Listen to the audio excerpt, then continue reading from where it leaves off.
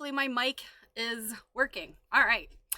Yeah, I started streaming real quick. I saw Jan updated her subscription, and I want to make sure you got the dancing butterick. So thank you so much, Jan. You are fantastic. Let's see. I think, well, first of all, I am so sorry for being a few minutes late. When you get thank you so much, Jan. When you get like really deeply focused in something and you look at the clock and you're like, oh, I have like 15 more minutes. And then all of a sudden you look back and it's like, I'm late. So sorry about that. Happy Friday Eve. 'Tis Thursday. Love a Thursday.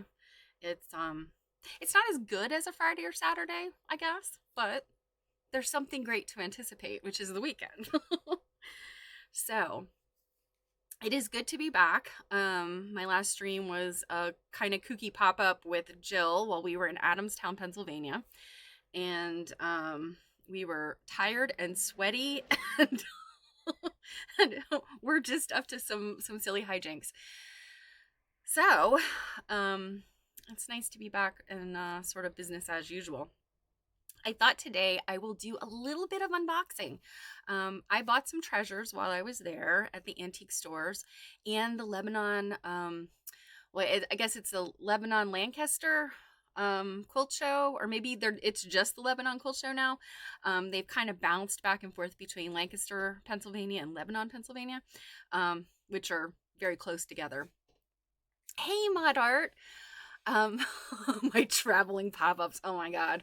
I said the other night, if anybody was new to the channel and saw that as like their first video on demand, oh goodness. All I can say is I'm sorry. We were a mess. But anyway, so I have a few little trinkets I bought. Jill was there, sort of as a buying trip, along with visiting the quilt show. And I was just sort of tagging along, and we were trying to do our experimental archaeology. We got some cotton carded, and I need to start my little quilting experiment with it. But we had to take a rain check on the chemical related archaeology, which is getting the printing off of not so much feed sacks, but flour bags, like flour sacks, sugar sacks, that kind of thing. They had that printing on them, and we wanted to try some of those ancient remedies. There were some recipes that were printed early 20th century about how to get that printing out, and it involved kerosene, lard, something called Javel water, which best I can tell, I'm not a chemist, but it involves soda ash and bleach is what this water is.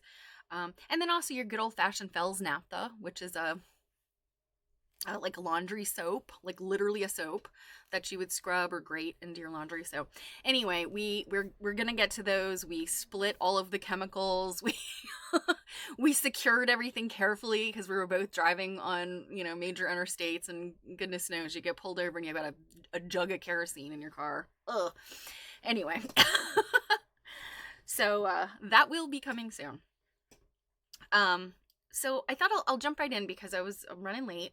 And I'll start with the couple of things I picked up at the quilt show. So, this is Contemporary Quilts. It was, having come back from QuiltCon not long ago, it was very small comparatively, but it was a very nice regional show. So, they have a bunch of vendors. Honestly, now that I think about it, the vendors were in two separate areas, like kind of at the ends of the Lebanon, I guess, Convention Center. I guess that's what it was. And it's a really big, long building. And so, the vendors probably all together, even, they were in two separate spots. Maybe they were as many vendors as you would have seen at QuiltCon. It's hard to tell when there are two separate rooms. But then the quilt show consisted of multiple exhibitions, and I want to say 4 guilds were represented, and I took a bunch of pictures, and I'll show those another day because I just haven't had time to go through them and make sure that they're all good, and make sure that I got, attribution information and everything. But some of the quilts, oh my gosh, you guys, I mean, just drop dead gorgeous quilts.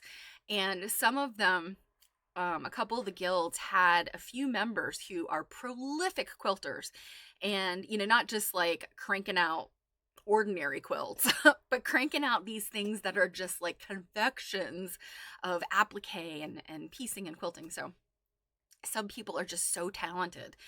And, I just, oh, I get all starry eyed. So a couple things I picked up there. One, on the topic of flour sacks and sugar sacks and feed sacks that had things printed on them. We commonly hear about the feed sacks and the cute little prints. And in fact, this quilt top I have behind me, which I'll talk about after I show a couple things, has what I think are some feed sack prints in it, and definitely fabrics from the 30s. But we see those cute little floral prints, and sometimes they're little conversation prints. And we see those where people use them to make curtains and clothing. I've even heard of people that made their underwear out of repurposed sacks. And, it was happening sort of during the late 30s, early 40s. When the United States is coming out of the Depression, and we're jumping into World War II. And so there were, rationing on cotton, and, lots of people still living in poverty from the Depression. So feed sacks were such a big thing in certain areas of the country. And not only that beautiful fabric that was available, but also toys. And I picked up this fantastic book called Rag Darlings by Gloria Nixon. And I'm pretty sure it's available on Amazon. I didn't check before I started today, but oh my gosh, I have one of these, and I'll show you. They're essentially cut and sew dolls and toys, and they would have been available. And this is like the whole history of them. I mean, there's like a whole chapter on the Aunt Jemima doll, which was available, off of I think at the time it was Pearl Milling Company, and it has gone back to Pearl Milling Company as a name. But the Aunt Jemima doll is one of the most famous cut and sew dolls that were available. And then, there's all these other ones. I have one uncut one, and mine is probably from the 50s, I think. But they're just so fascinating. The things that these different companies came up with. And the goal was to get children saying, Mommy, I want that doll. Buy that product so we can make the doll for me. And, this was a strategy, that we're used to today, certainly. But, it was not surprising, but, I was kind of like, wow, they came up with this a long time ago. So this is the one I have, which is just it's got a little pinafore, and her arms are separate, and she's just a little cutie. But some of them are really, really pretty. And Eva, you were absolutely right, and it surprises me too. And what is interesting is what Gloria writes in here is that some of these milling companies, when she, I guess, was doing her research, there are some people at these milling companies that didn't even know that their company did this. They sort of died out in the 50s because at that point, the milling companies and the sugar and all that, they went to the double wall paper bags. And I'm guessing the paper bags were probably cheaper, right? So, but yeah, I mean, they're just, here's some from sort of later. And you could, they some of them were dolls meant to, be stitched and then stuffed. Others, there were puppets. There were doll clothes. This was one where you could buy the doll, like an actual plastic doll, and she looks suspiciously like Barbie, and she was meant to. But then you could get the feeds or the flour sack or whatever it was clothing to make for her. And in the very beginning, they actually printed these things separate. They were premiums. And Gloria goes into some other premiums in here. There were some like paper toys and like dollhouse furniture kind of stuff. These little paper things. But after a time, they figured out, well, duh, we don't have to print these on separate pieces of fabric. We can actually print them directly on the sacks, and nobody has to send in, proof of purchase, and, nobody at the milling company or the sugar company then has to mail this stuff back out. And for the most part, until we get later on, the ones that are printed on the sacks, obviously you get when you buy the product, but the ones that they were printing on fabric and just giving away separate from the actual packaging, they were free. You essentially would send in, proof of purchase and maybe some stamps. And, then they would send you this for free. And, of course, 150 pounds of flour or something that you had to obtain before you could send in the proof of purchase. It's technically not free, but, you're buying flour anyway to feed the family. So, it's I think about it, it's like in my childhood, I think all of this stuff turned into the cereal premiums. So the little toys you'd find in cereal, and those aren't available anymore. So it's kind of a kind of a cool thing that I guess there are still things you can buy with box tops, proof of purchase, lots of things that you can still get, I guess, but it seems like that these sort of things have dwindled. Certainly I still see things like on the back of a cereal box that you can cut out, and maybe do something with toy-like, or child entertainment-like, but yeah, this seems to be sort of a nostalgic and dying thing. But cut and sews in general, not just, these antique or vintage ones that were on, these sacks, but just cut and sews in general are fascinating to me. And I remember growing up, I think maybe I had one or two things that, I don't know, my mom might have made, but I think it was more often, I think things that other people had made, like little small sort of ornaments and things like that. But my best friend, and this is all the way up through high school and college, she had a cut and sew, and it was very cute. It was a blue dog. She called him Muppy, and I think her mother or her grandmother had made it. And I just always remember kind of looking at it, and I realized early on that it was a cut and sew. And she just loved him, and I think what a simple toy that somebody with even the most rudimentary sewing skills could put together this nice little plaything. So they're so cool. And yes, Eva, spoon flower, absolutely. I have seen lots of cool cut and sew things on sunflower. I've actually bought a couple that were really neat. A bag that I made for my niece, and a little stuffed thing, and then I think a pencil case. It was really cute. So I have given some thought to that, and yeah, I would love to make a cut and sew. There's many things I would love to do. Yeah, Raggedy Ann and Andy were very popular cut and sews. I think I have 3 different ones, and then also their dog. There was a yellow dog, and I've just collected those over the years. I also have a bunch of different animals. Some of the oldest ones were puppets, so there's something I'm always got my eye out for. That's something that's kind of unique and cute. So, very good book. If you find it, it's worth a read. I've read it cover to cover now. So it's a thin book, but it's packed full. Yes, those little soft books. You can still get those. Yeah. I'm trying to think. I never made anything like that for my son, but I feel like somebody gave him one when he was little. So another thing I discovered was a very cool designer. Her name is Kristen Baluch, I think is how her last name is pronounced.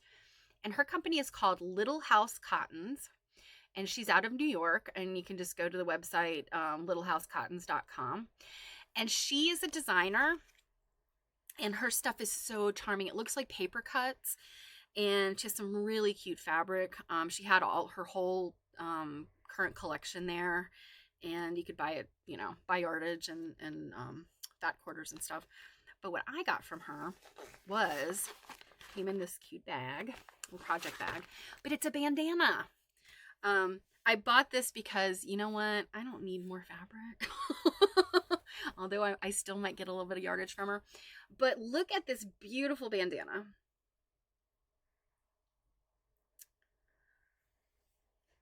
And I'll have to take a picture. Oh, thank you, Eva. I'll have to take a good picture of it and post it and tag her. But I'm almost like, I was gonna wear it around my neck the other day, and I was like, oh, but I don't wanna lose all the cute stuff. Because when you roll up a bandana, you don't get to see the cute print. So but it was really fun meeting her, and I just love it when surface designers get into doing fabric, because their stuff is usually very unique.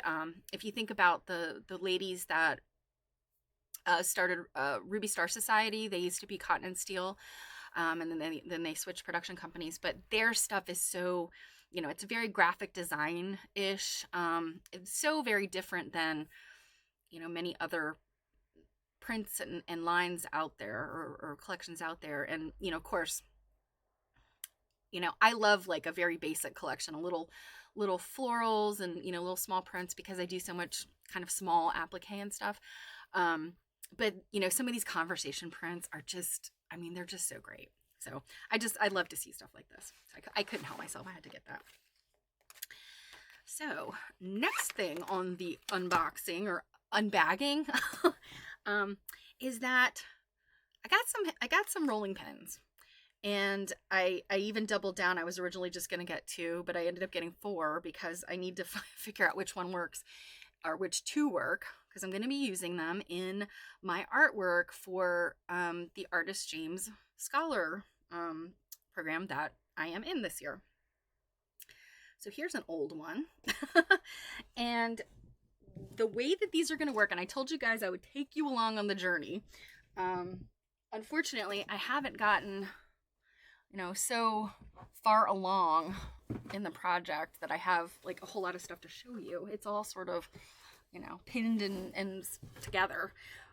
And I'm still trying to deconstruct typewriters. I believe I told you there's 2 typewriters part of this sculpture. And then there's the quilted part. 1970s Smith Corona Selectrics, or whatever they're called, are really hard to take apart. But I do have the carcass. And my last piece is to get the keys to work, and they will activate some audio. And so I have sort of a engineered a plan for that. So cross your fingers, it's going to work. But there's, this piece is really about mental health and quilting, but I kind of have some feminist subtext in there. And I've got a little something like this going on.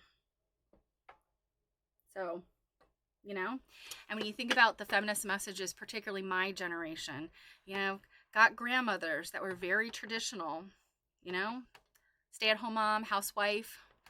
And then we've got moms that went to work.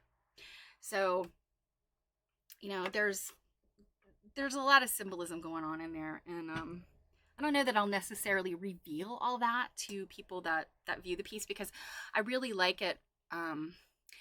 Artist statements sort of irritate me a little bit. I like to look at art and respond to it based on my own impressions. Now, sometimes you do need a little nudge from the maker to kind of know what it's about. But I prefer it when that information is very minimal.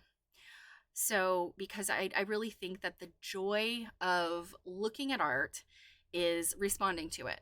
And some pieces of art, you're just like, oh my gosh, it's so powerful, or it's so beautiful, or it's so thought provoking, or it offended the crap out of me. And, that's what art is for. It's to, that we react to it. And it, sometimes it's decorative, and sometimes it's a statement, it's making political and cultural statements. And yeah, sometimes it's good not to read the placards, until you've had kind of your own reaction. So I don't like to tell people a whole lot about what my art's about because I want them to form their own opinions. Now, I use a lot of text in my work, so that I think that probably takes the place of a really, detailed artist statement, in that people can read the text and then look at the piece as a whole and start to form conclusions. So anyway, I don't know that I'm going to reveal a whole lot about the feminist subtext, but it's something that's there. It's there for me, and for people that pick up on it, I love that. So if you ever want to hit the mother lode of vintage and antique rolling pins, I suggest you go to Adamstown, Pennsylvania, because I walked into, all of these antique malls, and oh gosh, there's one we went to. I think it was the one we had gone to right before I did my pop-up. We did our pop-up on Saturday, and it was the kind of place, just to give you an idea.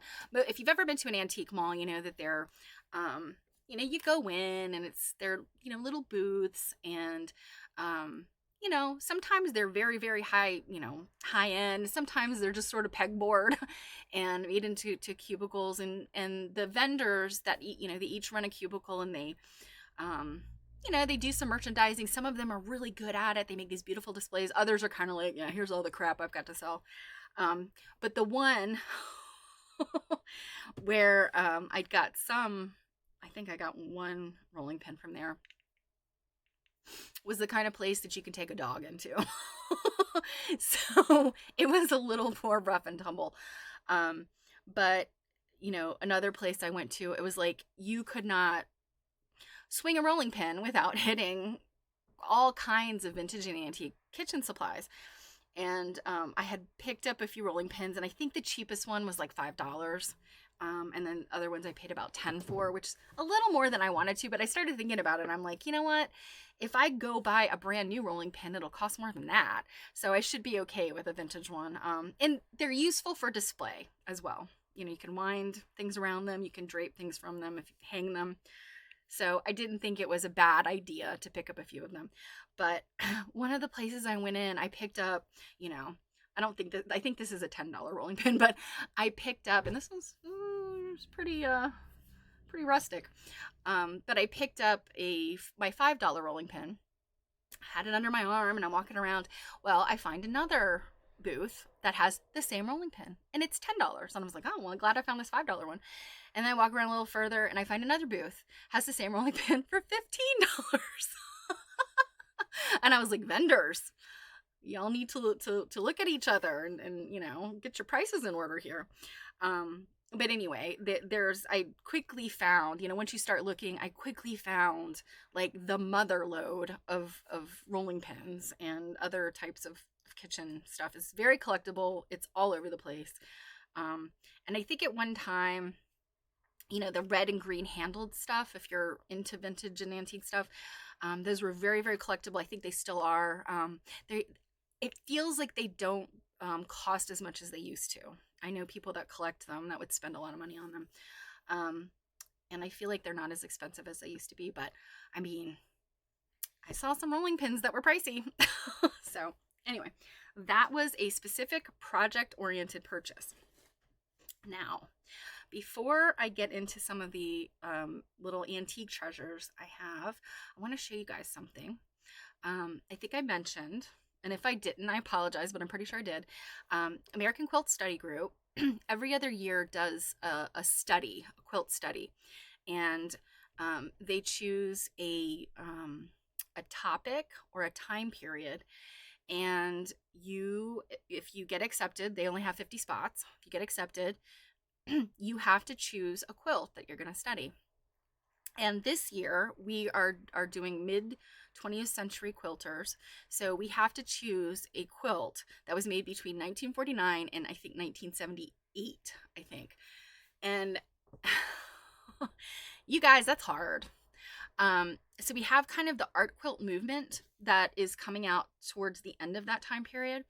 But the 1940s, late 1940s, I mean, we're coming right out of World War II, and not a lot of quilts were made.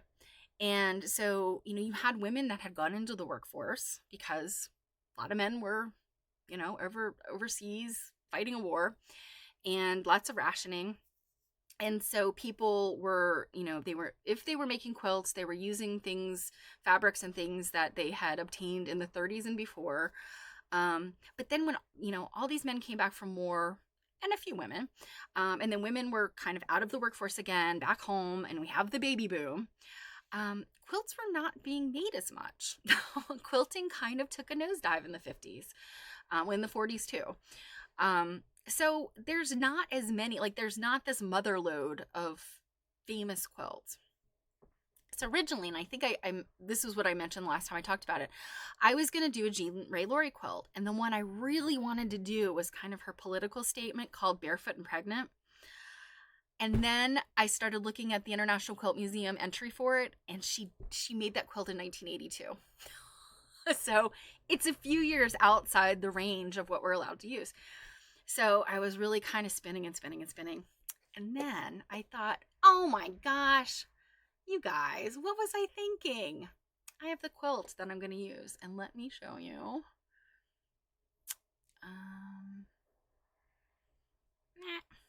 Okay, hold on, bear with me a second. For some reason, my other screen is being kooky. Okay, here we go. So this beauty is what I decided on. And this is Florence Peto's quilt. And Florence Peto made most of her quilts between, the 1940s, sometime in the 40s, and the 60s. And so, and a lot of them were in the 50s. So absolutely perfect, right there dead center in the time period. And this is a little outside my style of quilting, but it's this, sort of traditional modernism that she did. And, well, on one hand, she used a lot of techniques that were very common with antique quilts. But this really has kind of almost a modern spin on it because she's using pieced, the 9-patch pieced blocks. She's using, all of these different little appliques. And while that's not unheard of, I mean, certainly you've got Baltimore album quilts and, all kinds of things like this in antique quilts. It was just not common. She's also included broderie purse, which is, where you take a fabric and you fussy cut, you cut out the motifs. Typically they're using chintz fabric when they were doing broderie purse. And that's what the little, I don't know if you can see my mouse here, but that's what these little swags on the side and on the, the corners and the bottom are. And I think I can't really, oh, there we go. So yeah, it sort of frames. And then I think these things are, one of these might be applique, one of these might be broderie purse. So, some of these flowers are using like a little bit of broderie purse, but it's also, just sort of from some free form. So just really charming. And she was a very good needlewoman and very creative, I think. And so because I love this one so much, I was like, this is the one I'm going to do. She also did, so this one's called Calico Garden. She did another one that was even more, even more of this. And I'm drawing a blank on what it's called. It's something garden. But it is not, it is in, I think, in a private collection, the Peto collection. And I thought this one's a little bit easier to track down. This one's out the Shelburne in Vermont. So at a museum, a little bit easier to track these things down than private collections. So this is what I will be doing. And as soon as I figure out what it's going to look like, because it doesn't have to be an exact replica of this, it can be, you know, inspired by this. So as soon as I figure out what I'm doing, you guys will be the first to know. So that's my little Florence Peto update. And you guys know, I love Florence so much for so many reasons, not just, you know, that she's kind of gossipy and snarky, but also that she was very talented. So let's look at some treasures.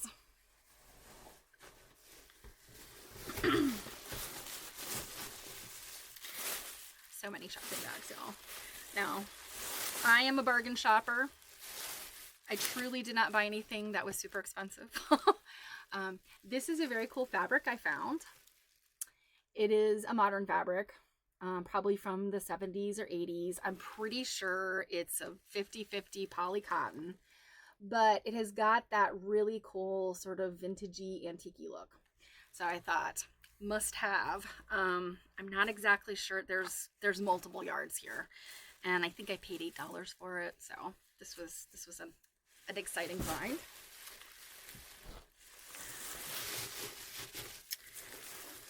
And then I ended up splitting this with my mom, because my mom was with me. But I got this bag of fabric scraps.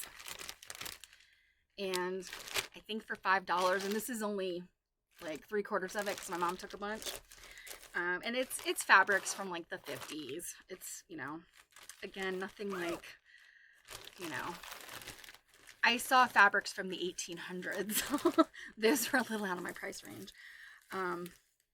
But you know, these like really cute little strawberry, this little strawberry motif. Isn't it adorable? Maybe 60s, I'm not sure. But just some really cute, charming stuff. And I will make good use of these very soon. So it's always nice to find a $5 bag of fabric. Okay.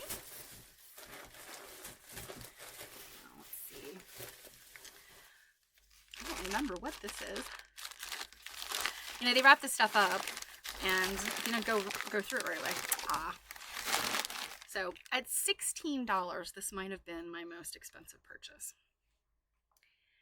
It's a pickle, y'all.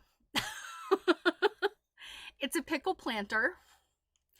And, you know, little vessels with weird little openings make such cool pincushions. And so, the label on it claimed that it's McCoy, which McCoy pottery was, you know, very well known mid-century.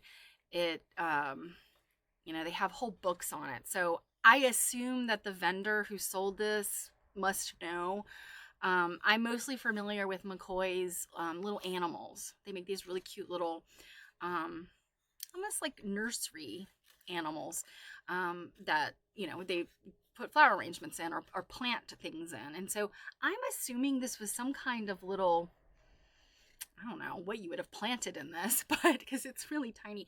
But I thought, what a cool pincushion this would make. I love a pickle. So the pickle. All right.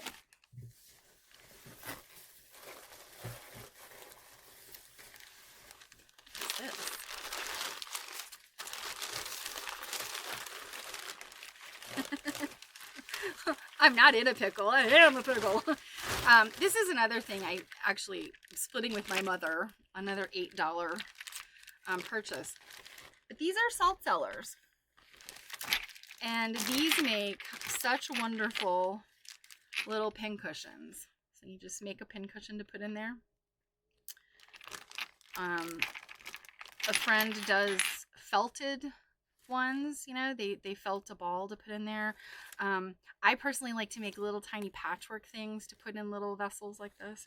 So salt cellars are another thing you can buy very inexpensively. Like I said, $8 for 9 of them. So, and I'm going to split these with my mom because she wanted to make some too. So that's a fun little craft.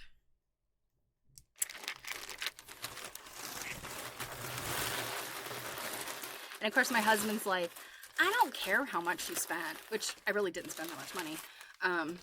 That doesn't bother me. It's the, where are you going to put this stuff? And I'm like, well, I'll make things for the joy of making them. And then, you know, I'll give them away or I'll sell them or something. This is another pincushion project item, I think. Is this guy not adorable? Now, he is a Scotty, but he's got an interesting opening. And what he is, I don't have a spoon to show, but he's a spoon rest. So like, you know, if you're serving, you could stick the spoon in him so that you don't drip all over the tablecloth. But what I thought is, would this not be cute to make a big pincushion in there? And then this little divot inside his head is a perfect place to put your thimble, right? So I thought he would make a fun little vessel.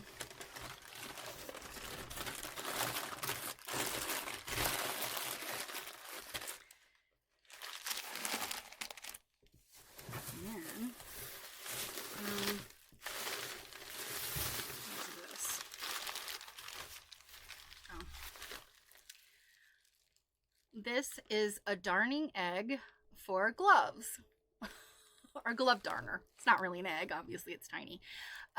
These are kind of, I don't want to say they're rare, but they're small, so they were easily lost. Sometimes the little shaft in the middle is a little bit longer, and they break very easily. So, you know, $2. I couldn't resist. I have just a couple of them in my collection of these. So I was excited to find that.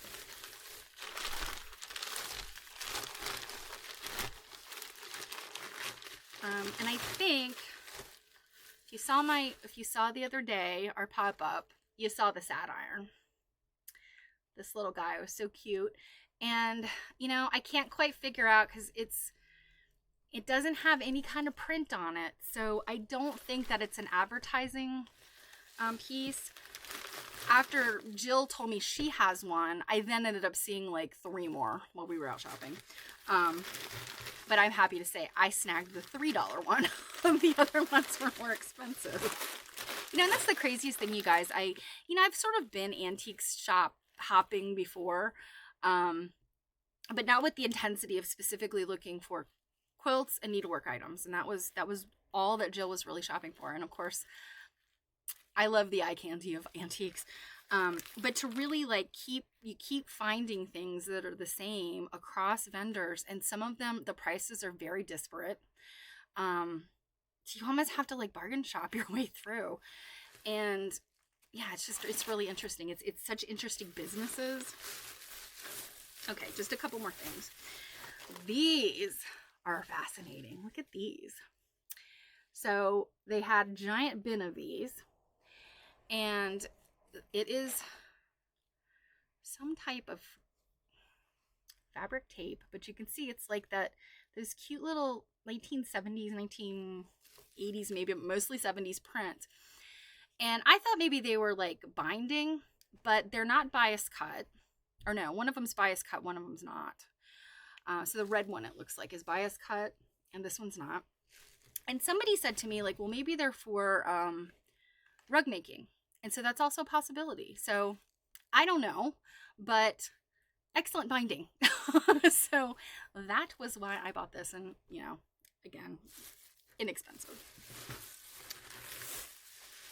And this is for a collection that and the little iron is too. But I collect little housework items, for little toy housework items. I originally started with sewing machines, little child sewing machines. And then I moved on to irons. I picked up an ironing board. I'm trying to think what else, but, you know, just like little, you know, prepping to be mommy stuff. You know, because I'm a feminist and I like to study these things. But I saw a number of washing boards. And I have an acquaintance who collects washing boards, and at one point she was getting rid of some, and she had small ones. They were child sized, and I was kicking myself for not getting one. And I saw one while I was out, and I was like, oh, this is really cute. And it was, I don't know, maybe $10. But then I found this little guy. And this is truly like a doll-sized one. So, you know, a little bit different than like a real one, because the real ones have like a very heavy corrugated, and this one doesn't, but I kind of like the doll. Can I play it? There's your ASMR. But it also came with, if I can get it out, itty bitty pincushion. I mean, clothespins. I mean, look at that. Was that not the cutest thing? Adorable. So that's for my collection. I don't add to my collections too frequently. As you know, the economy doesn't allow for it always. And then this is the last thing. The interesting thing about, oh no, this is the second to last thing. I have one other thing to show you. The interesting thing about going to this certain area of Pennsylvania, it's like southeastern Pennsylvania. Obviously, parts of it are Amish country. But the Pennsylvania Dutch is like the big population. It's kind of like the overarching name for the people that are of German extraction that live there. So Pennsylvania Dutch, I think many people think Dutch. They think the Netherlands. But Pennsylvania Dutch really comes from Pennsylvania Deutsch. Deutsch meaning German. So, but, you know, over the years, people, you know, language and all that stuff changes things. So that's, I think, where Dutch comes from. But regardless of the fact that most people from the Pennsylvania Dutch area are not Dutch, they're German. Little Dutch girls and boys are very popular imagery. Windmills, very popular, even though they really have nothing to do with the people of this area. But I found this adorable table runner.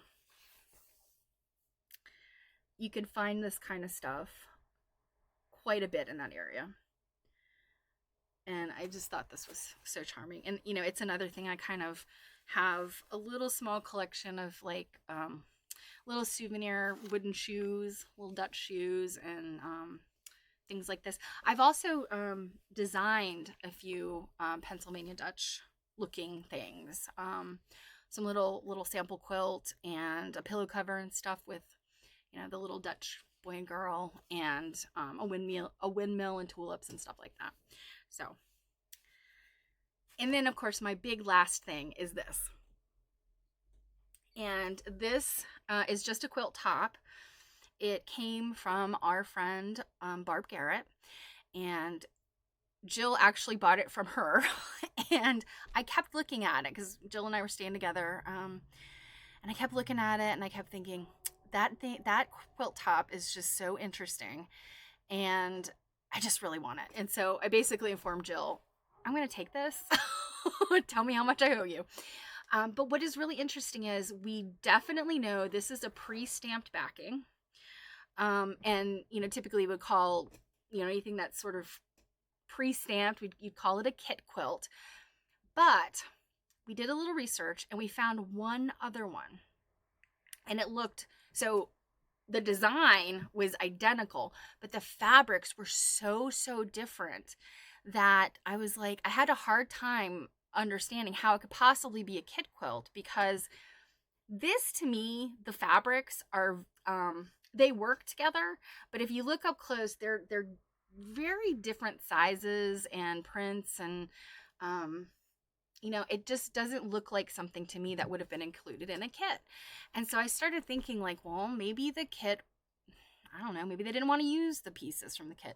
And then it kind of occurred to me, maybe, just maybe, they sold just the backing, and it was stamped, and it's kind of maybe hard to see,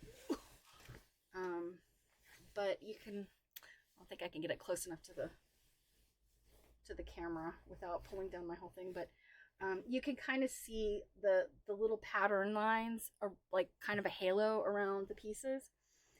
Um, so I'm thinking that, it's already stamped for somebody to applique, and then it possibly came with the pattern. So they could cut all of these pieces out of their own fabrics. That's just a guess. I have no idea.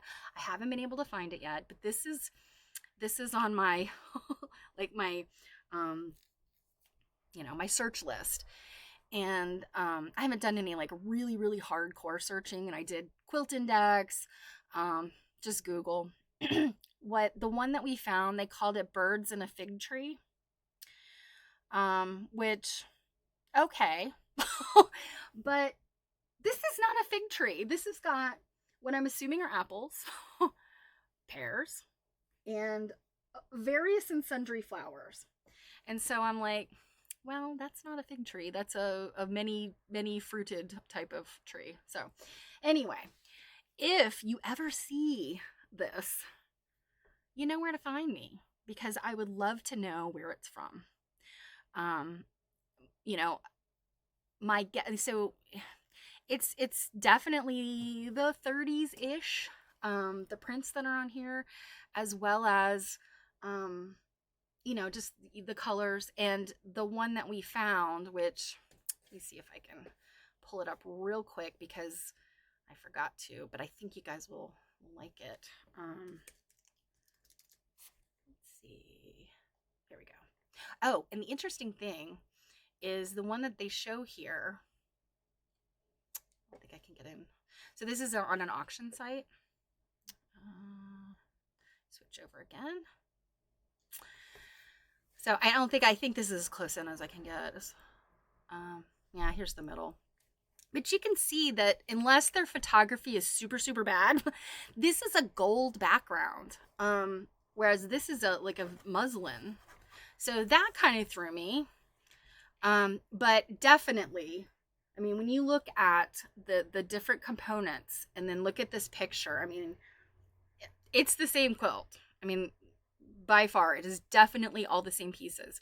And the interesting thing about this one that is on this auction site, it's Raffaello's auction, Raffaello and Sons auction, is that the birds are stuffed. So we've got this stuffed applique. And, I'm like, was that this maker? Was that something they just decided to do? Was that something that might have been in the pattern instructions? I don't know. Yeah, stuffed, like Trapunto. And without being able to examine the quilt, I don't know, how they did it. But typically, any kind of stuffed work in a quilt, is done through the backing. And usually something like an awl or a stiletto is used to kind of spread the fibers in the back. I mean, you don't cut into them, you just kind of open up a space, and you stuff stuffing in there, batting or cotton, whatever, to get the dimension. Let me see, this picture might give you a better idea. Yeah, so you can see he's stuffed. He pops out from the quilt, and it's not just because he's not really quilted. I mean, he is stuffed. You can tell the leaves are not, the birds are.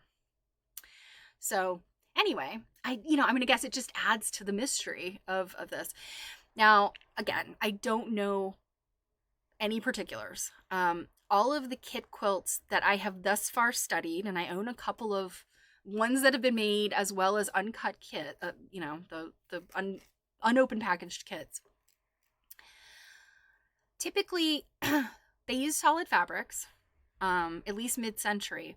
Now, when you get up into this late 60s, early 70s, that's when you see some prints. And two of the two quilts that I have, or my first ones, I've since gotten a few others, but the two quilts I have, that, and I know I've showed them before.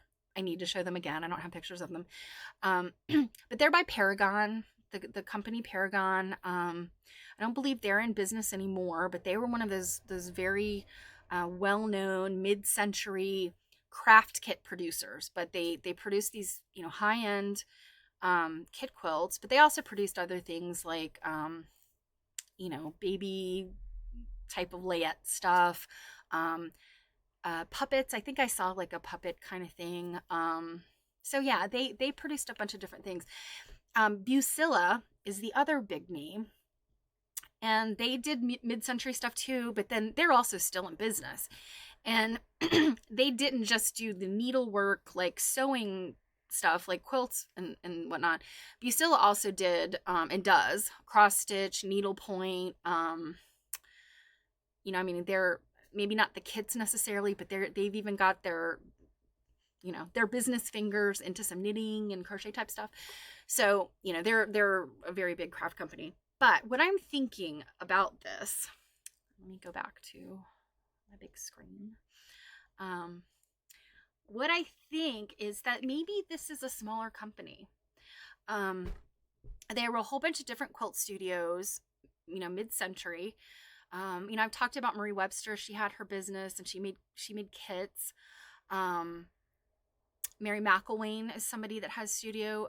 The McKims, Ruby McKim, she had a studio. And so, some of them were just doing designs. Some of them were doing kits. But I kind of wonder if there was some studio that maybe produced a stamped backing.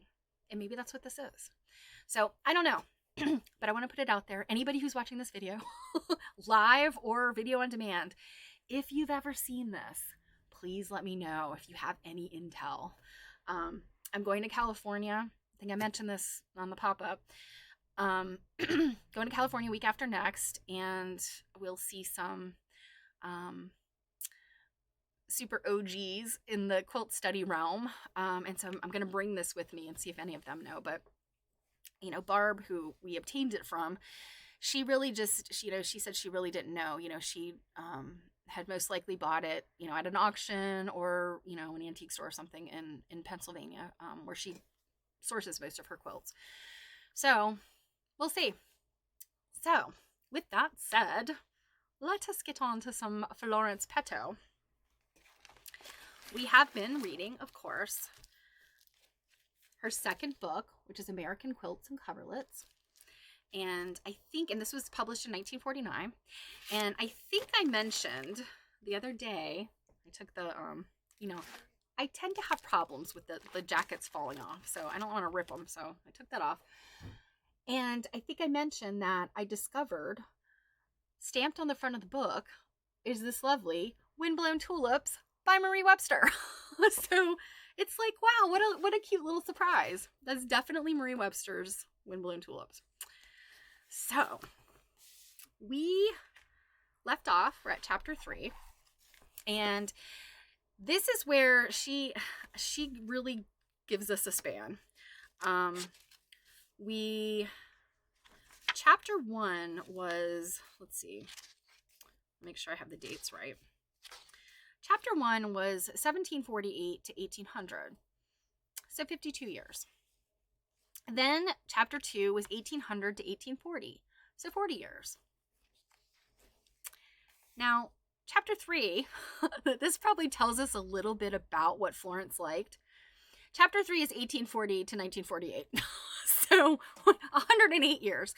So, Florence liked the stuff from the early 1800s and before. She really loved chintz, as I showed you on her quilt. And she actually, I don't think I mentioned it, she collected and purchased antique fabrics. So she was not using any kind of reproduction. I mean, they did not generally have reproductions then. I would say maybe for upholstery and draperies, they would maybe do some reproductions, within the 20th, early to mid 20th century. But for the most part, no, that's not something that she would have been able to get a reproduction. She was buying the real deal. And, she was making her quilts with the real deal. So I suspect that's why the book is as such, because after 1840, the fabrics changed some, and she may or may not have been as in love with them as or the quilts in general as she was with the earlier ones. So it's just a guess, but anyway, I thought it was interesting where she went from 50 years, 40 years, and now she's doing a 100-year section. So let us read chapter 3. So this is American Quilts and Coverlets by Florence Peto, Chapter 3, 1840 to 1948. Rose designs had a lure for feminine tastes, and their names were legion. Tea rose, the rambler, colonial rose, rose applique, antique rose, Mexican rose, and there was a rose for nearly every state in the Union. There were rose patterns named for local belles, Sadie's Choice Rose. But who was Sadie? There were all the variations and versions of Rose of Sharon, a name which came from the Song of Songs, I am the Rose of Sharon and the Lily of the Valleys. This was considered a quilt title singularly appropriate for a bride. Now, Rose of Sharon is also, I think, a biblical, right? I feel like I remember that from Grapes of Wrath. One of the characters was named Rose of Sharon. This was considered a quilt title singularly appropriate for a bride. Beautiful in its simplicity, as rose patterns go, is a wig rose, sometimes called a Rose of Sharon, and often called rose applique. Wig rose is also known as Democrat rose. So the rose names go on and on. Let's see. As rose pattern go is a wig rose in 3 shades of pink combined with leaf green. And, of course, she has a picture. So let's look at it.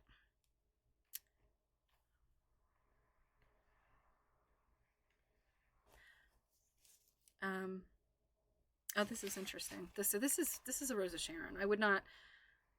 Definitely would not call this a wig or Democrat rose because it's just different. This is the Rose of Sharon. But gosh, look at that swag. The little tassels in the middle pieces of the swag.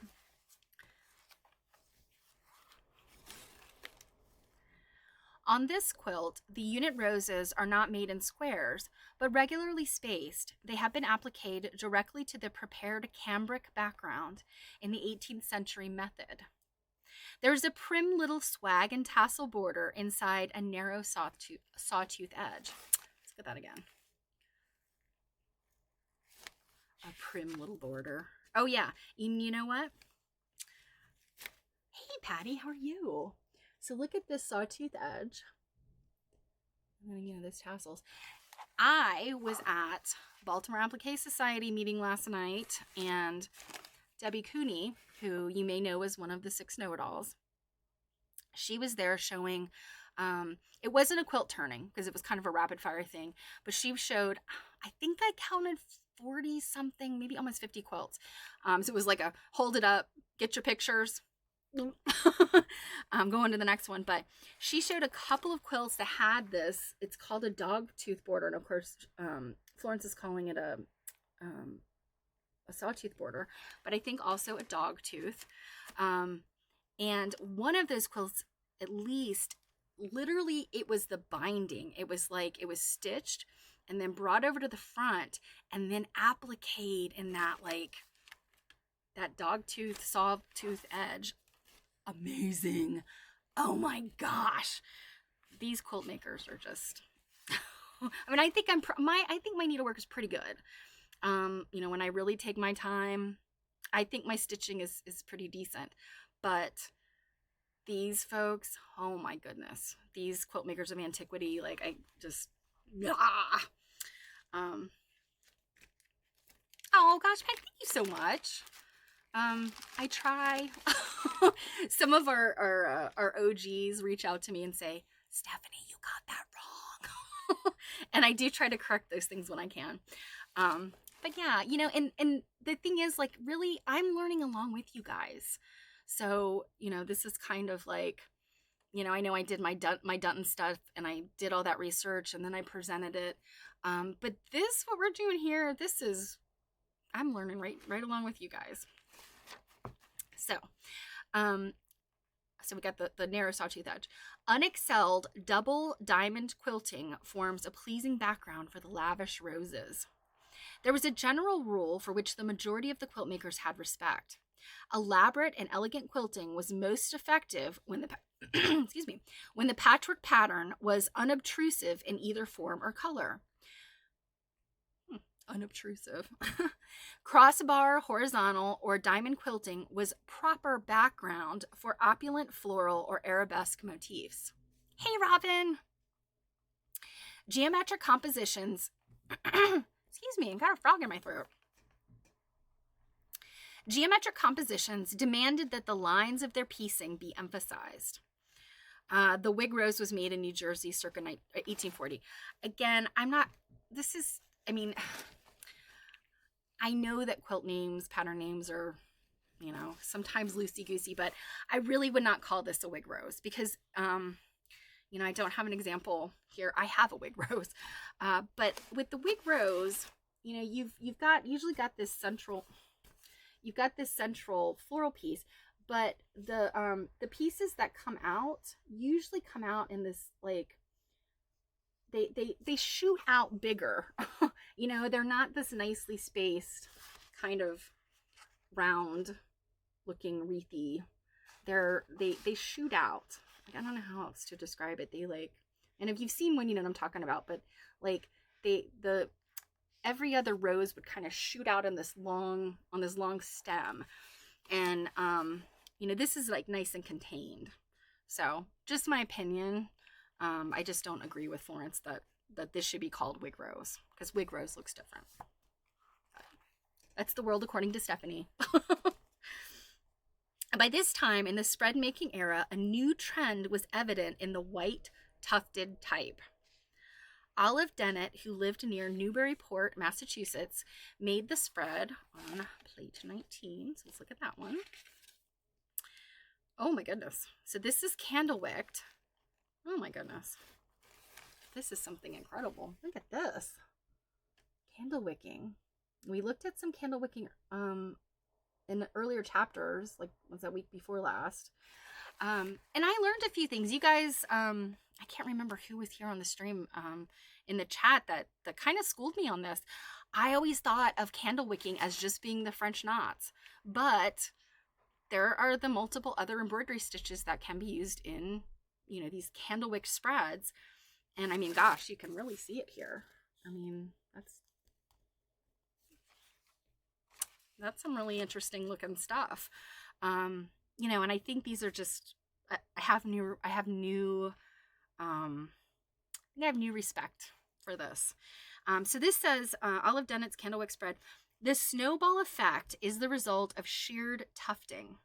The floral design was worked by many embroidery stitches. So this piece down here, those little balls, it's like they're little circles of tufted stitching. And if you're not an embroiderer, you might not know this, but tufting or turkey work, it's basically kind of, in some ways it's a little bit like, well, it's not really. You're literally like you're stitching to create these little loops, and you kind of then do a tack stitch and a loop and a tack stitch, and then you come along and you trim them and you sort of fluff them up, and they look like little circles of carpet. And it's one of my favorite embroidery stitches. It takes a lot of thread, but it just has a really neat look about it. Okay, so this spread was signed and dated 1845, which shows candle wicking, the loops of which have been sheared. Because of this technique, a compact snowball effect is produced in parts of the design where the floral details were carried out in the old manner of embroidery with traditional stitches. Oh, in the 80s.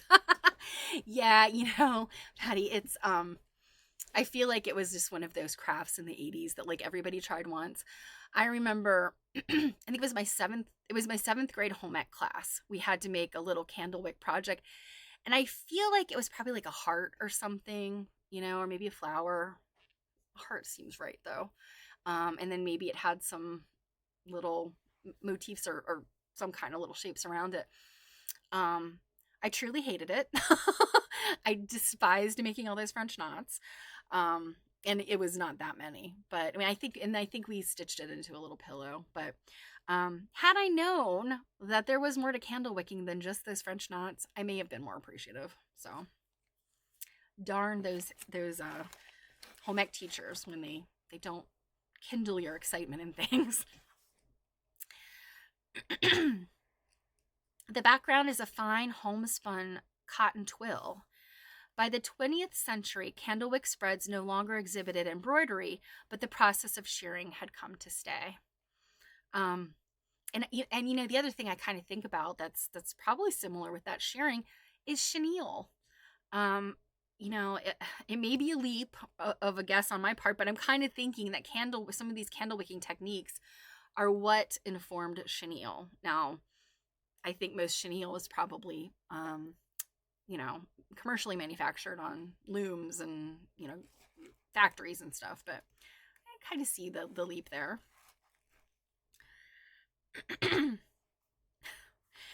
Even though influential Benjamin Franklin, who may have been grumpy because his own idea was not approved, denounced the eagle as a bird of bad moral character.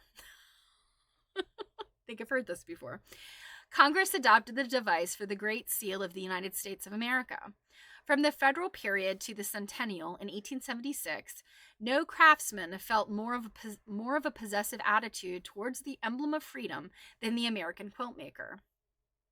It was one for which she had made many sacrifices.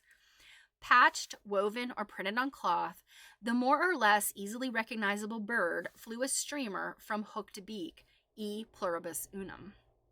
Unabashed, always with an eye to trade, England promptly printed this symbol of America's freedom on cotton material destined for consumption in the new states. If we can't beat you, they say, we'll join you. Here's some fabric, America.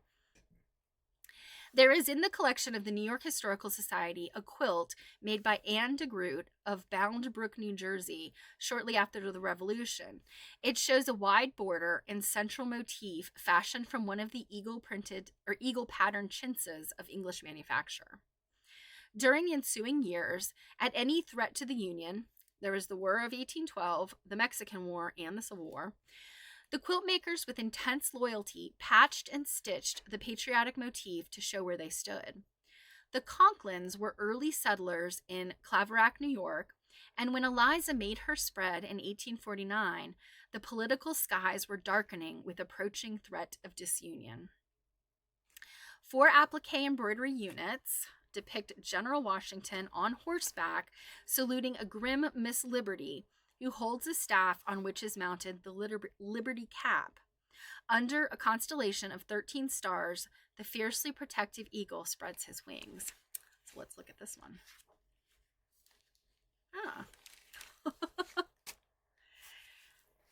So Lady Liberty is not the Statue of Liberty, as we would know her. This is just the symbolic Lady Liberty. It's a pretty fancy eagle. And that's Washington. And it looks like, yep, she's got them labeled, who they are. Applied calico tulips and roses with foliated vine in tones of red, pink, yellow, and green spill in profusion over field and border. Eliza was an ambitious needlewoman and a skillful one. Date and signature in India ink are enclosed in leafy lozenge. I love, these flowery phrases that Florence uses. Perhaps in no other section of America have custom and art been so faithfully adhered to as among the peoples of the hardy German stock who settled in eastern Pennsylvania. So we've just discussed them. With recollections of cherished possessions left behind, the first settlers lavished exuberant decoration on their newly made household furnishings. Dower chests, tinware, iron stove plates, needlework samplers, birth certificates, and house blessings.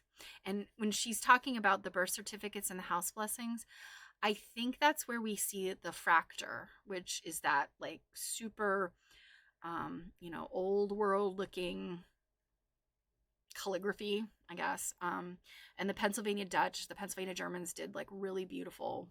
I mean, they're almost like illuminated manuscripts. It follows that quilts made in the region were strongly individualistic. Made in York, Pennsylvania in the 1840s, the next quilt top we'll look at is a typical Pennsylvania Dutch example. The quilt maker had access to no commercial patterns and needed none. She made up her own. Let's take a look at that.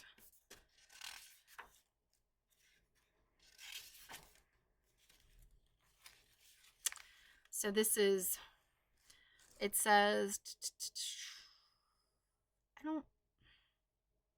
this is not the same quilt, but there's one quilt laid over another. That's irritating. I wonder why they did this. I think she's talking right now, we're talking about this one that we only see part of. This is one she's talking about. And the second one is an autographed bride's quilt, which I'm assuming we'll get to shortly. Crude, a bit stark, they nevertheless show vigor. Crude, please. There's nothing crude about this quilt. I mean, come on, Florence. Does that little bit that you can see, does it look crude? No, ma'am. It looks pretty well. It's pretty good to me. Crude, a bit stark, they nevertheless show vigor. The oak leaves in the second square in the top row have been arranged to form a swastika, and other hex marks are apparent in the star within a circle motifs, talismans to ward off misfortune. Similar symbols were painted on barns in Lancaster County, and according to ancient legend, they kept witches from verhexing the cattle. On this unknown quilter's quilt, little dogs, embroidered, have been worked into odd spaces, and all the applique has been ornamented with overstitchery in cotton thread using buttonhole and chain stitches. Well, what a bummer that we can't see all of this quilt. I mean, there does appear, I don't see dogs, but I do see some butterflies and a bird that have been embroidered in there. So I think that's probably one of my biggest pet peeves, reading like magazines and books, when they'll talk about something and then you can't actually see it in the picture. Like, it's annoying me. Needlewomen of the region strongly favored putting additional fancy stitches over their applique, and frequently did so by using wool yarns in gaudy colors. You know, she and Ruth Finley both, I mean, they just slammed the Pennsylvania Dutch. Now, I think Florence had a lot of respect for their needlework, but they're always saying, you know, they're always talking about these bright, gaudy colors that the Pennsylvania Dutch loved. And honestly, I think they're gorgeous. And I think today we're very drawn to them. But it's so funny that back in this time period, you know, and again, this is 1949. Ruth Finley wrote her book, I think, in, it was like 1920. Or maybe it was earlier than 1917. But just the very fact that, you know, their eye was so much, you know, what they were looking for was so much different than what we were really attracted to today. On this York quilt top, vivid green, strong orange, violent, not violet, violent red, blue and purple dazzle the eyes. But when the top is used on a honey-colored maple bedstead and the season is snowy midwinter, it lifts a sagging spirit like a cheerful song. And I mean, honestly, I would guess that's probably why they, you know, they made these things, because they were very uplifting. You know, I mean, some of the folks that emigrated to Pennsylvania, you know, they came from areas of like Moravia and Bavaria, and they were persecuted for their religion. You know, maybe not to the extent that, say, Jewish populations were, but, you know, they were in some cases practicing a version of Christianity that was very different than, you know, what was happening in Central Europe or here.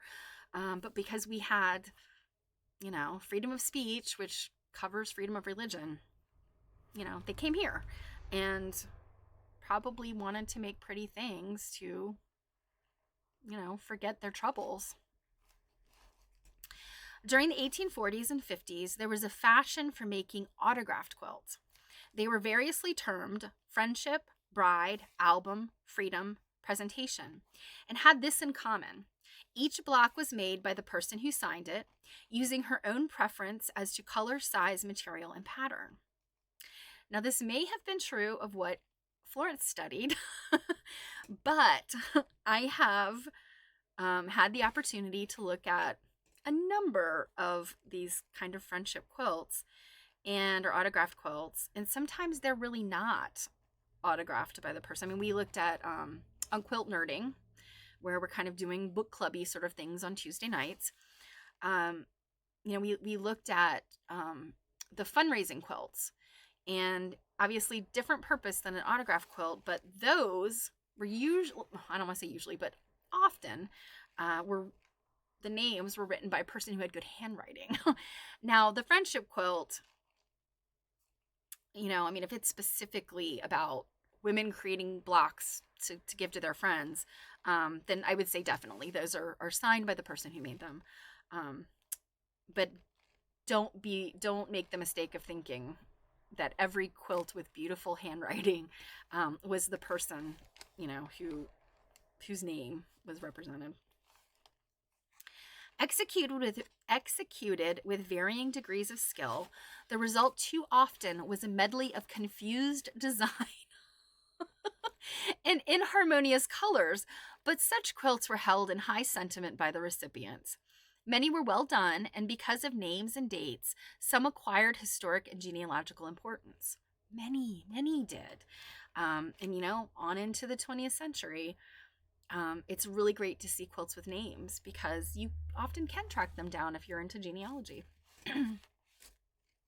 Presentation quilts were made by admiring members of a parish and presented to a beloved minister or his wife. And now these are the ones, sometimes were fundraising quilts. And, again, it's not necessarily every blocks maker that signed them. Sometimes it was just the one person with the good handwriting. A prominent citizen of Yonkers, New York, one time gave facetious voice to a grievance. He said that ministers got all the attention, especially from the ladies. So the Ladies' Sewing Circle of St. John Church made a quilt and presented it to the man who had done the complaining. And let us look at that one. This one, I believe, is going to be a colored one.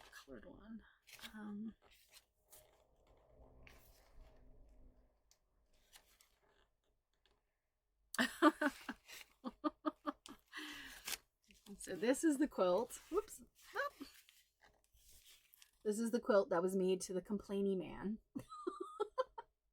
It's actually very cool. I mean, look at that the little scene there in the middle, the people in the little cabin.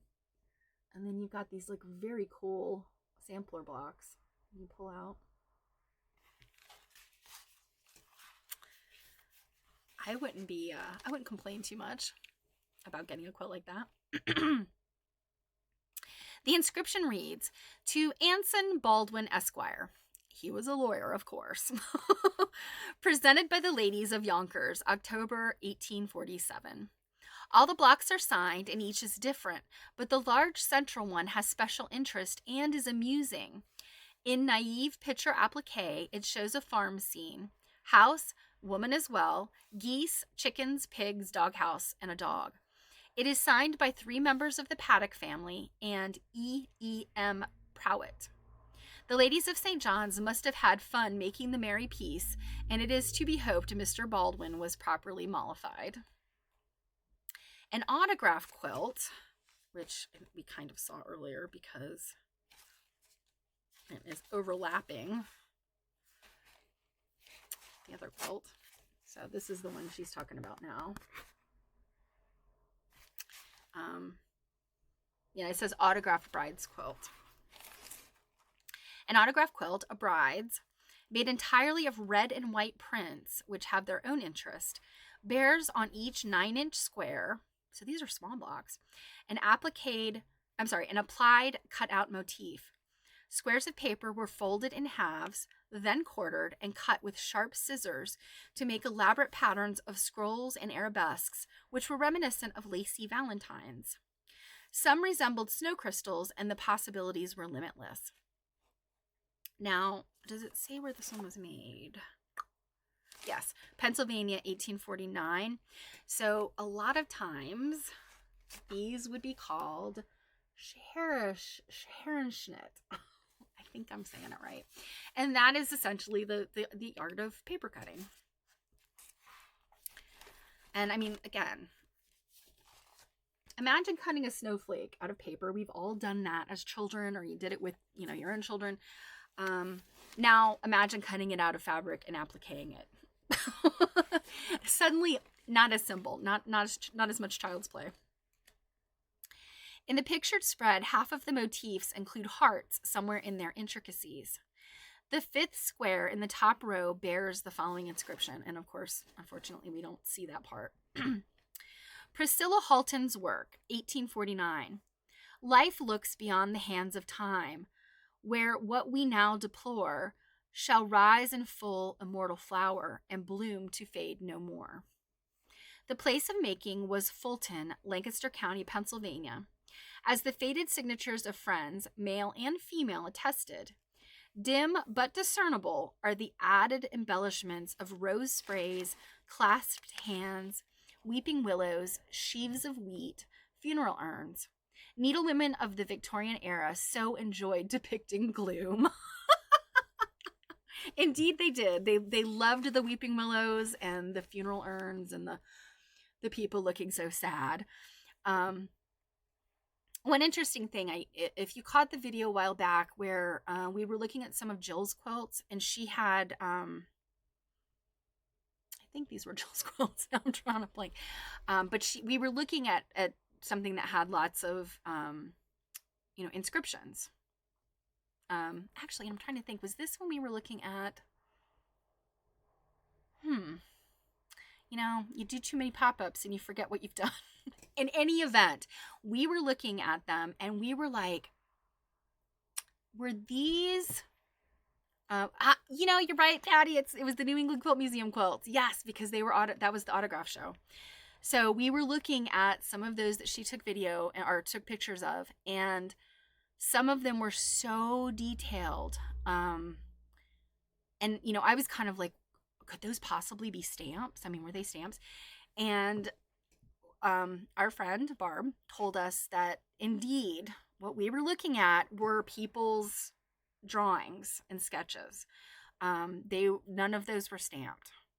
And so, I mean, again, that continues to blow me away. I'm lucky if I could sketch a little thing with a pencil without erasing a million times. The fact that these folks had such, such skill with, pen and ink, or, just drawing these little things.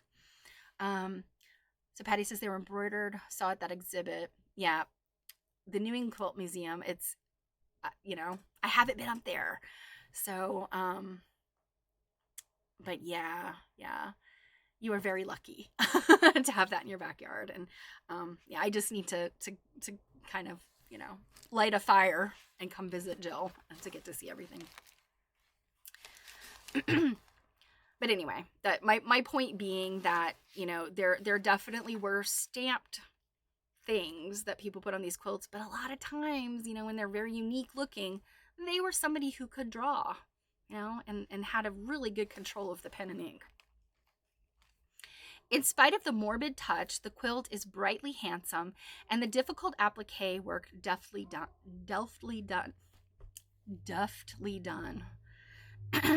Was it good ink, bad ink, or careless tubbing that caused markings on some quilts to remain black and clear, while on others they faded to illegibility long before the quilt wore out? And I suspect, again, just a guess, but it was probably, partly whether these quilts were washed extensively or not, but also probably the ink itself. I think, Dr. Dunton, he did a little bit of research on indelible ink. And, I think that India ink, it can be problematic. It's, if I'm remembering correctly, it can fade with light. And so here she's about to talk about this. In the prints department of the Metropolitan Museum, there was a small book with 3 pretensions: The School of Wisdom, a repository of the most valuable curiosities of art, written for the accommodation of young ladies and gentlemen, printed in 1787 at New Brunswick, New Jersey. Among the valuable curiosities is a recipe for making India ink.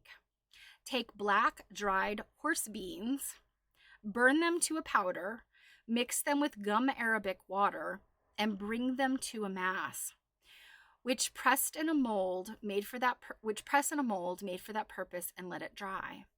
Perhaps makers of India ink in 1849 had not heard that one.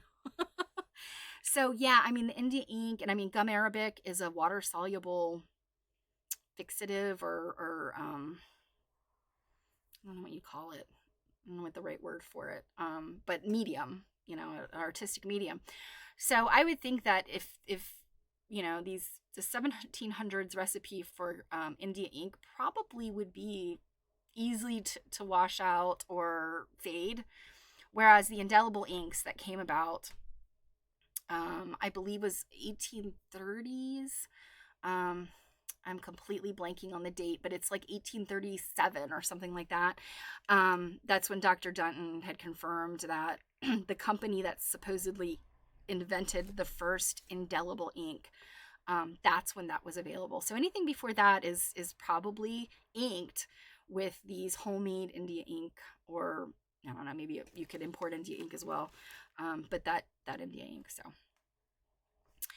who can tell from what source inspiration will come? Elizabeth Riley, born in Hopewell, New Jersey, went to Florida for her health in 1850, when time hung heavy on her hands during a long convalescence. One day, while browsing in an ancient St. Augustine churchyard, she was struck by the beauty of a design chiseled on the white marble tombstone. Elizabeth sketched the pattern and made a quilt in replica. Despite the inspiration, there is nothing melancholy about the quilt. So let's look at that one. Oh, yeah, this is pretty. I would have never guessed that this is where she got that from. It's very pretty. Now, I can see, that flower urn being funereal, but, out of context, it doesn't say, cemetery at all. Red, pink, yellow, and white roses set in nests of Victorian green leaves which cluster in the urn, the wreath, and in the corner sprays, all flaunt colors as boastful as a spring rose grower's catalog.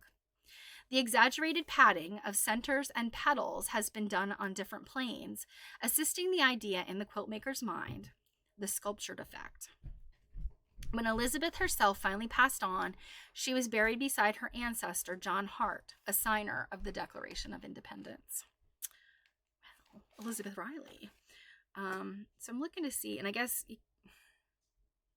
that these roses look a little bit dimensional, but I would have guessed that they just kind of pop a little bit because they themselves,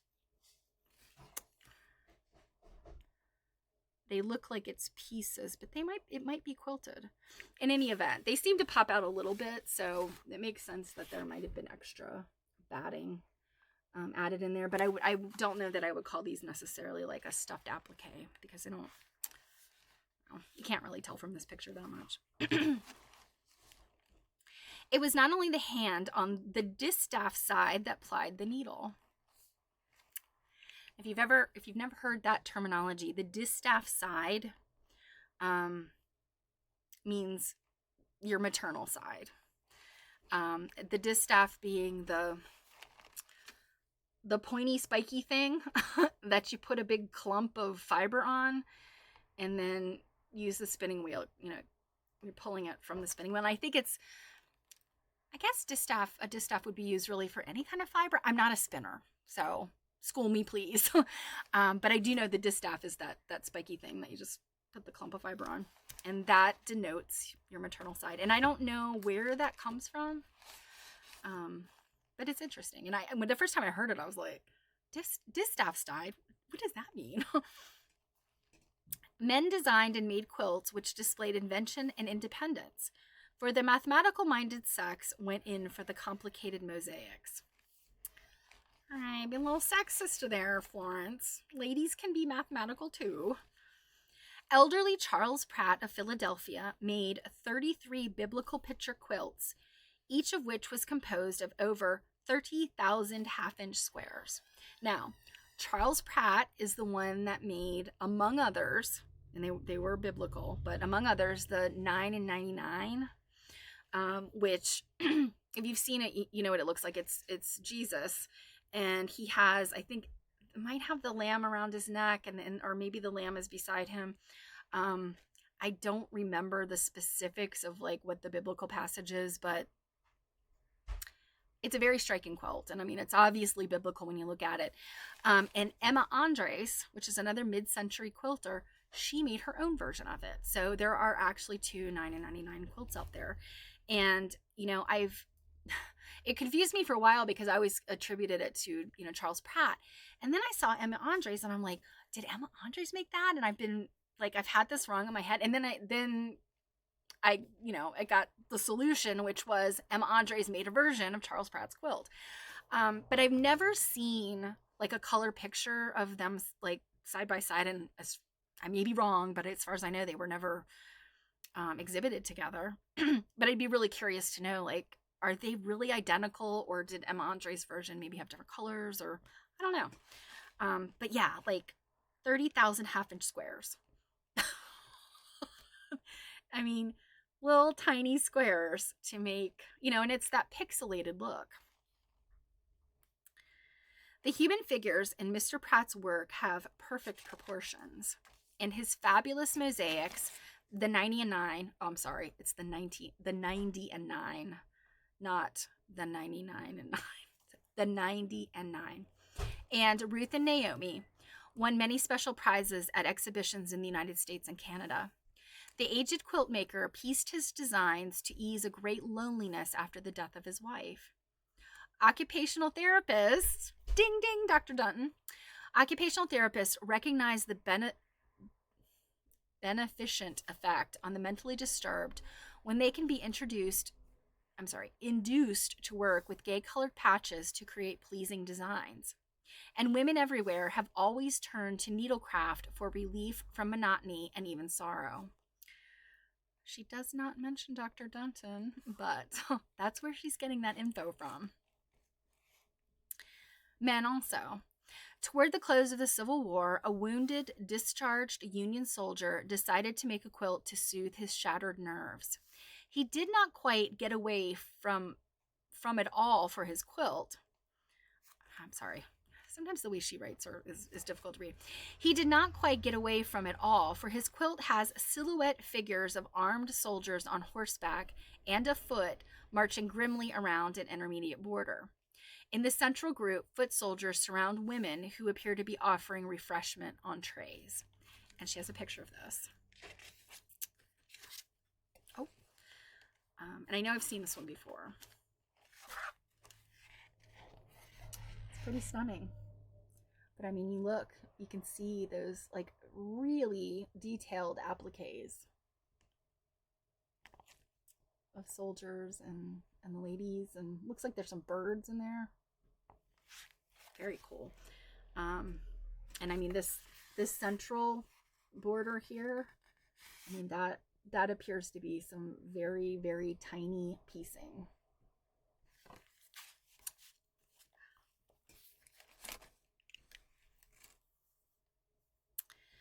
Their outlines recall the trademark figure on the box of a well-known brand of chocolate. The trademark was adopted by the manufacturers in 1780 and had its origin in contemporary French painting, Le Chocolatier.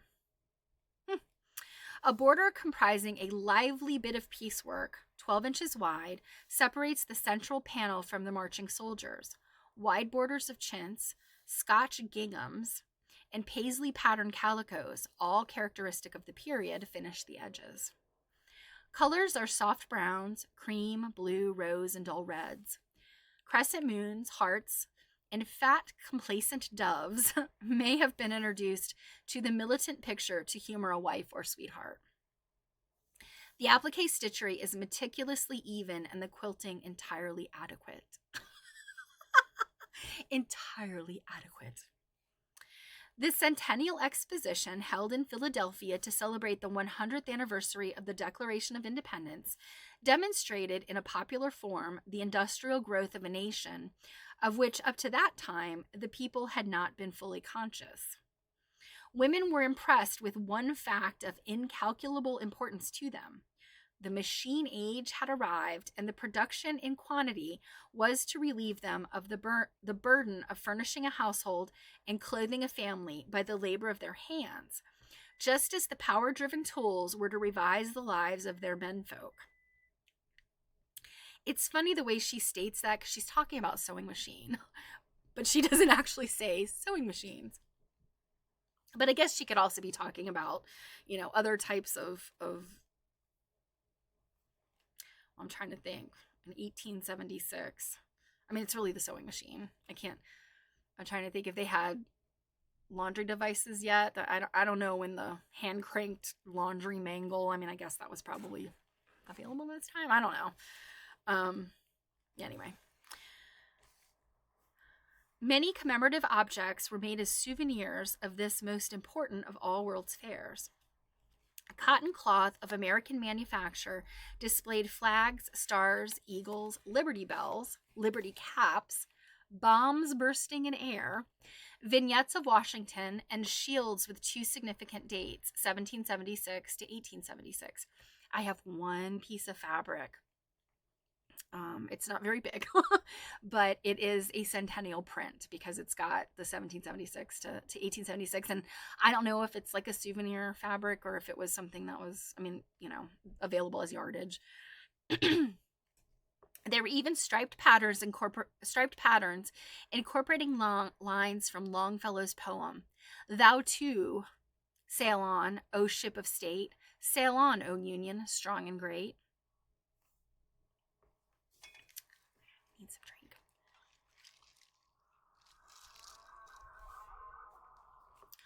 All these commemorative prints appear on the quilt, which is centered by a kerchief printed in black on white of Memorial Hall, the building which housed the Fine Arts Exposition and which was to become a permanent part of the Philadelphia Museum of Art.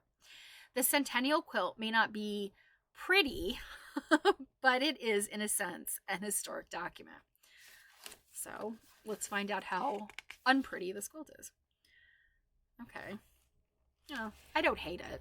It's not as stunning as others, but so this is the quilt.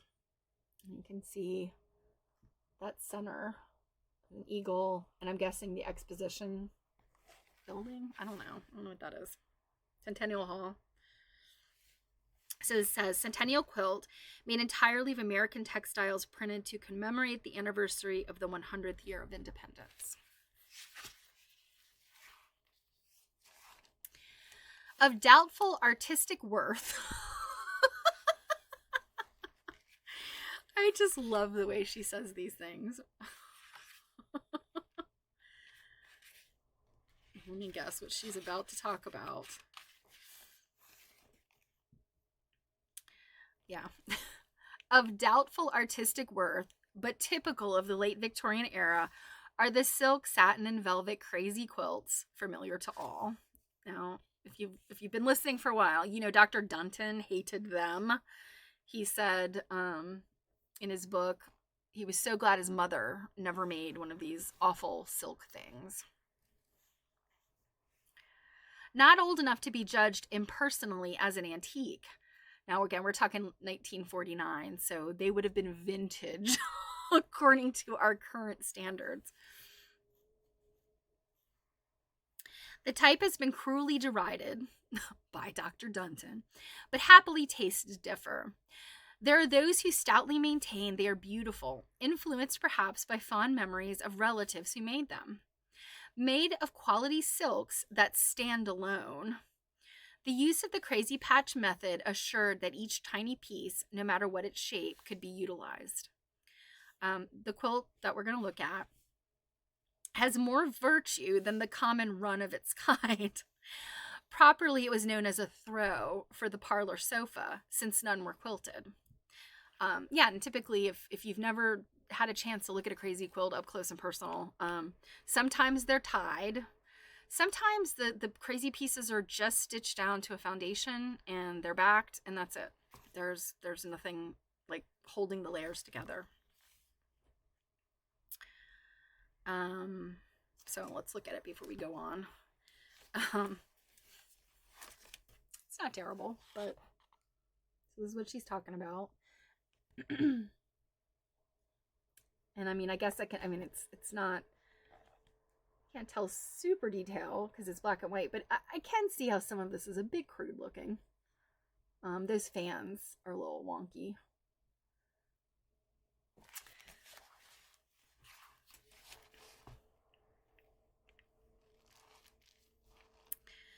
Four fans placed around the central decoration supply a sense of symmetry. Suggestive of similar needlework done by Chinese women, it is the delicate artistry displayed in the embroidery which ornaments each patch that makes this item an outstanding one. Worked in silk floss, chenille, silver, and gold threads, there's an appealing grace in the delicate details of sprays of flowers, songbirds, swan, peacock, little animals, and the children in Kate Greenaway frocks. So those would be kind of those little, they're not Sunbonnet Sue, but sort of Sunbonnet Sue. They're children that are like early 1800s, wearing clothes and little bonnets and stuff. Each patch is outlined with triple feather stitching, briar stitches, and a feathery vine bearing miniature tulips and rosebuds. It is said fancy stitches of this latter type are a heritage from Spanish needlewomen. That's interesting. I've never heard that before. This crazy quilt, signed and dated M.W. 1884 to 1885, was made in Rockland County, New York. I have a crazy quilt, which I posted some of yesterday on Instagram. It's got a lot of shattered silks, but it's got some really beautiful embroidery. It was made in 1884. So it would have been contemporary with this. And, you know, I see things that are really quite similar. You know, this up here in the corner, there's sort of like daisy, sunflowery kind of stuff. You've got sort of, I guess, pansies. I think that's what those are. You know, very, very similar stuff in that time period. According to family history, one of the elegant brocades was part of a vest worn by Grandfather W. when he shook hands with President Arthur at the president's inaugural reception. The story of American needlework is not yet finished. Many women are making quilts using the traditional patterns and often introducing a note of modernity. For instance, Mrs. Bertha Stange of Chicago disclaims being an artist. Oh, Bertha. Miss Stange, come on, you were an artist. She describes herself as a housewife, a mother, and a woman who loves quilts. But she is modest. She has won awards in exhibitions where there was keen competition and competent judging. So perhaps people that did not have beautiful quilts won prizes because there was incompetent judging. She captured first prize at the New York World's Fair in 1939 to 1940, and again the grand award was hers for an applique victory quilt in a national needlework competition sponsored by a magazine in 1943. Patriotism combined with good design, dignity, and superlative workmanship were winning factors. Right, Robin? Competent judging, as opposed to the incompetent judging the rest of us do. But is that judging or judgment? You decide. There is ingenuity and amazing mastery of minute detail exhibited in one of Mrs. Stange's latest accomplishments, the quilt show. Now, I showed you guys this one right when we started reading the book. And I think then immediately I found it in one of the papers in the book that we were reading in Quilt Nerding before we started our current one. I found it in color, and it is really, truly a stunning quilt. If you bear with me for just a minute, I happen to have, I think, a picture of it right here in this book. And the question is, can I find it quickly? Here it is. So this is what the complete quilt looked like. And to me, And this is not a huge quilt. So each of those little rectangles with the woman holding a quilt are quite small. And you've got these little pieced bits around the border. I mean, she was a very, very accomplished needlewoman. Yeah, I mean, it's a stunning quilt. It was made a little too early for me to use in the 2025 quilt study, or I might have picked that one because I just love it so much. So, in a series of 12 units arranged around a central panel, gray-gowned ladies spread their quilts for display. Each quilt is a replica in miniature of a full-sized bedspread with border. 13 different and well-known pieced patterns are used. An Irish chain in the center panel has been pieced in quarter-inch squares. Quarter inch! Quarter inch! Oh my gosh! Quarter-inch squares of red and white. A Philadelphia pavement has tiny blue forget-me-not centers. A lover's knot has been appliqued in oval patches the size of a small fingernail. Other designs are easily recognizable. The panels have backgrounds of dark blue chintz, and they are set in a field of white, quilted in the trapunto technique, motifs in high relief. Mrs. Stange is mistress of this kind of quilting and employs it effectively on all her quilts. She creates her own designs and does not go far afield for inspiration. One of her recent quilts shows a border quilted in stiff-looking ribbed stalks topped with feathery leaves. Palm trees? No, the quilt maker says, celery. Bertha Stange, you know, I have not really done any research on her, but she is another person like Florence Peto who is you know, people get really fascinated with her, and I can see why. She seems like, you know, just like Florence, a really interesting lady. The border on the quilt show is carried out in a series of pieced bouquets, a traditional pattern and one which has a square center, allowing for a variety of contemporary decoration. Into each one of the 52 bouquets on this quilt has been set, again in miniature, an old-timed pieced quilt pattern. Cactus basket, goose in the pond, little ship, palm leaves, blazing star, winding ways, world without end, an index of pieced block designs. Borders of plain blue chintz and striped blue gingham frame 3 sections of the quilt show and keep the designs in good order. And that is chapter 3. And so our next chapter will be woven coverlets, you know, which is, you know, coverlets are a thing that, you know, they're interesting to look at. I actually have a couple, you know, and I've bought quilts at estate auctions. Sometimes you'll end up, you know, buying a lot of quilts. So it's like, you know, one quilt and some other thing you don't want. And that's how I've gotten these 2 coverlets. And by no means are they ugly or awful or anything. They're just, you know, I mean, to me, they kind of all look the same. But apparently the designs and how they're woven, and then sometimes they're woven with names and things that, you know, that's what creates the value in them. They're just not necessarily, you know, my thing. So before we end, I'll just show you a couple of the little illustrations she has in here, because I didn't show those, and I did last time.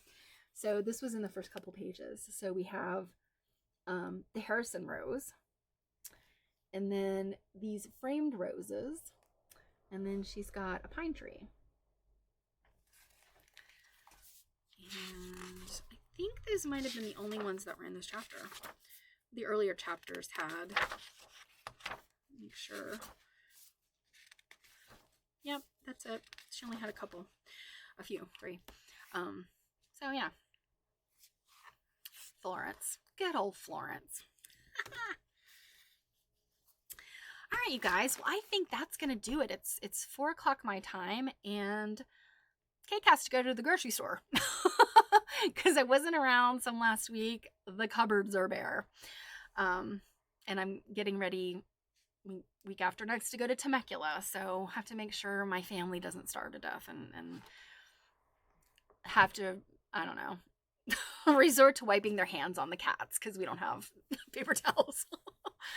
So I am going to hit the road, and I will see you guys on Monday, regular time, 2 p.m. Eastern time. And if you are not following along with Jill and myself on our quilt nerding stream, come by, check out some of our past streams. We're on YouTube. If you search quilt nerding, it's easy to find. Also on Instagram as quilt nerding. And like I said, right now we're kind of doing a book club thing. We are currently reading a fantastic book by a dear friend. The book is Antique American Needlework Tools by Dawn Ronigan, and she's really helping us up our game over there. The 4 weeks that we're reading this book, we're 2 weeks down. There are prizes, you guys. So if you have the book and have been following along, definitely come by. If you can't make it live, let us know that you're following along. So with that, I bid you adieu. I hope you have a wonderful weekend, and I will see you on the flip side. Oh, thank you, Patty. Thanks, Robin. Thanks, Jan. Oh, hey, Kate. How are you? Thank you so much. Mwah! Love you guys. And I will see you soon.